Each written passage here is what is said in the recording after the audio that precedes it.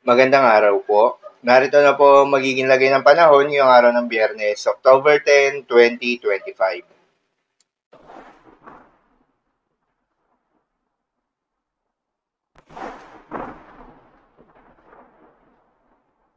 Sa kasalukuyan na tayo sa pag-asa, southwesterly wind flow o yung hangin na nanggagaling sa may timog kanluran ang nakakaapekto pa rin sa may Visayas at Mindanao.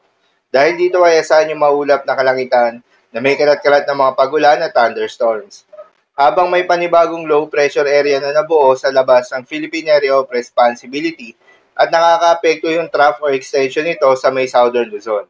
Dahil dito ay asahan yung maulap na kalangitan na may kalat-kalat na mga pagulan at thunderstorms. Habang sa lalabing bahagi pa ng ating bansa ay asahan naman yung bahagyang maulap hanggang sa maulap na kalangitan na may kalat-kalat na mga pagulan o thunderstorms. Samantala, si Bagyong Kidan nga ay nakalabas na ng Philippine Area of Responsibility kagabi ng 11:10. Huli nga itong namataan sa layong 1,300 kilometers east-northeast ng extreme northern Luzon. Nananatiling malayo ito sa ating kalupaan at wala itong direktang epekto sa anumang bahagi ng ating bansa.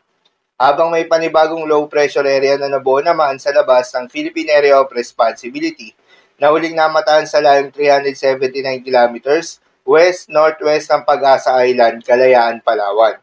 Hindi naman inaasahan na papasok ito ng Philippine Area of Responsibility dahil sa pagkilos nito pahilaga. Hindi rin inaasahan na lalakas ito o magde-develop bilang isang bagyo, subalit gaya ng ating nabanggit, yung trough o extension nito yung nakakaapekto sa may southern Luzon.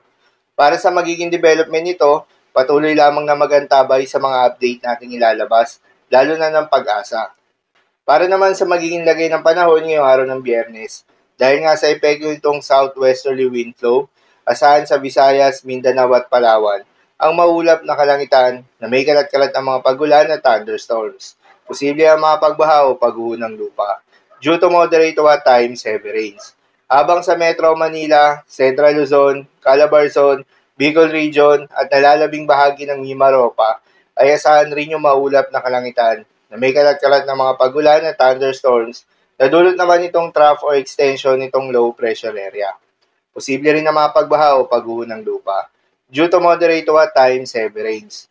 Habang sa lalabing bahagi pa ng Luzon ay asahan naman yung bahagyang maulap hanggang sa maulap na kalangitan na may kalat-kalat na mga pagulan o thunderstorms na dulot ng mga localized thunderstorms. Posible rin na mga pagbaha o pagguho ng lupa during severe thunderstorms. Madalas nabobo ang mga thunderstorms na ito tuwing hapon o gabi na nagtatagal ng 1 hanggang 2 oras. Kaya naman ingat sa mga posibleng banta ng pagbaha at pagguho ng lupa, lalong-lalo na sa mga lugar na inuulan na noong mga nakaraang araw pa.